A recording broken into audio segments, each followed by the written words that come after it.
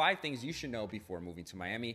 The most obvious place to start, in my opinion, is the main language factor that you're going to encounter in many parts of Miami, which is of course Spanish. This is of no surprise given the close proximity Miami has to Latin America, but what you may find surprising is that over 70% of the population is Hispanic here, and when you compare that to the rest of the US, which averages at about 20% Hispanic, you start to see how different Miami truly is to a lot of other major cities. Number 2, South Beach is not Miami. This one always gets me. I'm always surprised about how little people know about the rest of Miami and how much they confuse these two. This fall, I'm going to take my talents to South Beach and join the Miami Heat. Okay, so the thing is, the American Airlines Arena, which what it was called back then, it's not called that now, but that's besides the point, is actually located in downtown Miami and not in South Beach. Now, moving on to number 3, we have weather. Everyone loves to talk about how great the weather in Miami is, and honestly, I tend to hear that a lot from out-of-towners. And while yes, I agree that it is great being able to walk outside in shorts during the winter months, while the majority of the country is dealing with freezing temperatures,